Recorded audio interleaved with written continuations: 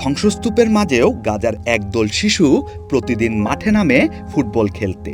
খাবার পানি বাঁচিয়ে সেই পানি দিয়েই বালুর ওপর আঁকা হয় মাঠের সীমানা, ভাঙা পাথর দিয়ে তৈরি হয় গোলপোস্ট। আর সেই ছোট্ট মাঠেই চলছে তাদের নিজের বিশ্বকাপ, যেখানে একসময় হাজারো দর্শকের উপস্থিতিতে বড় বড় ম্যাচ অনুষ্ঠিত হতো।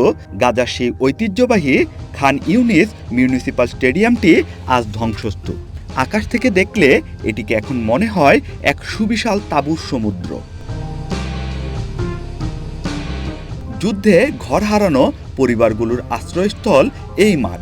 আর এই হাজার হাজার তাঁবুর মাঝখানেই আছে বাস্কেটবল কোর্টের চেয়েও ছোট এক চিলতে খোলা জায়গা। নেই কোনো সবুজ ঘাস, নেই কোনো আসল গোলপোস্ট, তবুও এখানেই প্রতিদিন বসছে ফুটবলের আসর। শিশুরা খাবার পানি বাঁচিয়ে তা দিয়ে বালির ওপর লাইন আঁকে, ভাঙা পাথর দিয়ে বানায় গোলবার। আর একটি পুরনো জরাজীর্ণ বলই এখন তাদের সবচেয়ে বড় সম্পদ। ছেঁড়া জামার দুই পাশ কেটে জার্সি বানিয়ে স্থানীয় যুবক বিলাল হামদানের উদ্যোগে শুরু হয়েছে এই ব্যতিক্রমী টুর্নামেন্ট। আমরা এখন তাঁবুতে থাকি, যেখানে সোজা হয়ে হাঁটার জায়গাটুকু নেই। শিশুরা মানসিকভাবে ভেঙে পড়েছিল, তাই এই খালি জায়গাটা খুঁজে বের করে সবাইকে এক করলাম। বিশ্বজুড়ে যখন ফুটবল নিয়ে এত উন্মাদনা, আমরা চেয়েছি আমাদের এই অবরুদ্ধ শিশুরা অন্তত কিছুটা আনন্দ পাক। লাল ও নীল রঙের জার্সি পরে শিশুরা যখন মাঠে সারিবদ্ধভাবে দাঁড়ায়, হাত মেলায় এবং টসের মাধ্যমে খেলা শুরু করে, তখন বোঝার উপায় থাকে না যে এটি কোনো আন্তর্জাতিক ম্যাচ নয়।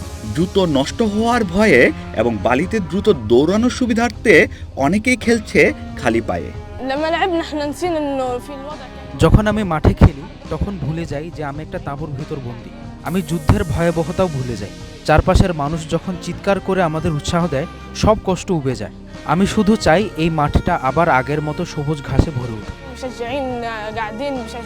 গাজার বহু স্টেডিয়াম আজ ধ্বংস, কিন্তু এই বালুর মাঠে ফুটবল থেমে নেই। প্রতিকূলতার মাঝেও খেলা চলছে, বেঁচে থাকার স্বপ্নও চলছে। শাহরিয়ামান সানি, ওয়ান ডিজিটাল ডেস্ক।